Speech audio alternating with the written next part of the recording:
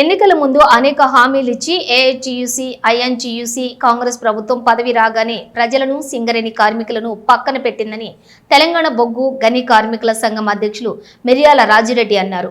ఈ మేరకు పెద్దపల్లి జిల్లా గోదావరి ఖనిలో జరిగిన కేంద్ర కార్యవర్గ సమావేశంలో ఆయన పాల్గొని మాట్లాడుతూ సింగరేణిలో ప్రైవేటీకరణ రద్దు చేస్తాం, కొత్త బొగ్గు బావులు తెప్పిస్తామంటూ ప్రగల్భాలు పలికిన గుర్తింపు సంఘం ఎప్పుడు కార్మికులకు చేసింది ఏదీ లేదని ఆగ్రహం వ్యక్తం చేశారు.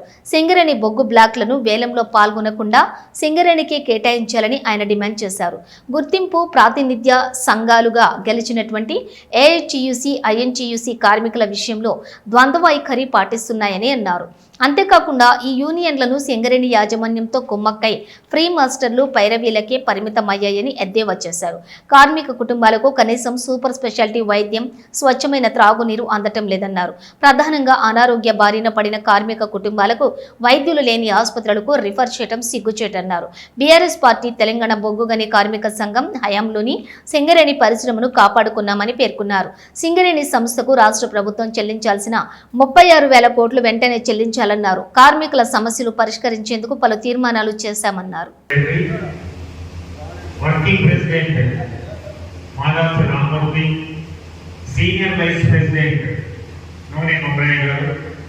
అలాగే సెంట్రల్ వైస్ ప్రెసిడెంట్ అయినటువంటి వడికల సంతోష్ కుమార్ గారు, బొగ్గు బ్లాకుల వేలంలో సింగరేణి సంస్థ పాల్గొనడం అంటే ప్రైవేటీకరణకి ఆమోదం తెలపడమే. ఎవరైనా సరే బొగ్గును తవ్వుకోండి అనేటువంటి ఆమోదం సింగరేణి ఇచ్చినట్టుగానే భావించాల్సి వస్తుంది. అందుకే దీన్ని వ్యతిరేకించడంతో పాటుగా గతంలో ఇచ్చినటువంటి సత్తుపల్లి, కోయగూడెంలో కూడా కేసీఆర్ గారి ప్రభుత్వంలో ఒక్క బొగ్గు పెళ్ళ కాదు కదా, కట్టే మట్టి కూడా తీయకుండా సింగరేణి సంస్థను కాపాడింది, కార్మిక వర్గానికి అండగా ఉన్నది. కానీ ఈరోజు కాంగ్రెస్ ప్రభుత్వం కానీ గెలిచినటువంటి ఏఐటీసీ, ఐఎన్టీయూసీలు ఈరోజు ప్రైవేటీకరణకు సహకరిస్తూ బొగ్గు బ్లాకులకు అనుకూలంగా యాక్షన్లో పాల్గొమని చెప్తా ఉంది. అలాగే నైని బొగ్గు బ్లాకు అనేటువంటిది యాక్షన్లో పాల్గొని పొందినటువంటిది కాదు అనేటువంటిది కూడా కేంద్ర నాయకులకు, గుర్తింపు సంఘ నాయకులకి గుర్తు చేస్తా ఉన్నాం. అది క్యాప్టివ్ మైనింగ్ కింద వచ్చినటువంటి బ్లాకే అనేటువంటిది కూడా అన్ని కూడా పూర్తయినప్పటికీ, అనుమతులు వచ్చినప్పటికీ కూడా దాన్ని ఎందుకు లేట్ చేస్తున్నారు అనేటువంటిది కూడా వివరించాల్సినటువంటి అవసరం ఉన్నది.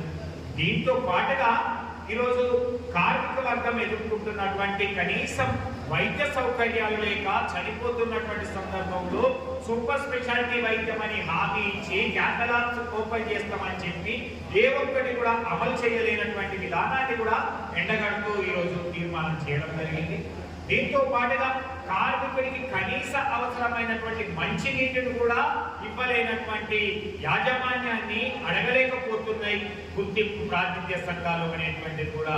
దీన్ని కూడా వ్యతిరేకిస్తూ వెంటనే కార్మికులకు సంబంధించినటువంటి విషయాలతో పాటుగా సంస్థ పరిరక్షణ కోసం, ప్రైవేటీకరణ తగ్గించడం కోసం తప్పకుండా ఒక కార్యాచరణ ప్రకటించి కార్మిక వర్గాన్ని అందరినీ కూడా చైతన్యవంతం చేసి ఈ యొక్క కార్మిక వ్యతిరేక విధానాలను ఖండిస్తూనే, యాజమాన్య విధానాలను ఖండిస్తూనే ఈ కరెంటు కోతలు కూడా ఎండాకాలంలో జరుగుతున్నటువంటి విషయాన్ని కూడా చూస్తూనే అనేక మంది కేసీఆర్ గారి యొక్క దయ వల్ల ఈరోజు ఇంట్లో చల్లగా ఏసీ సౌకర్యం ఒక్క పైసా లేకుండా ఉన్నాం.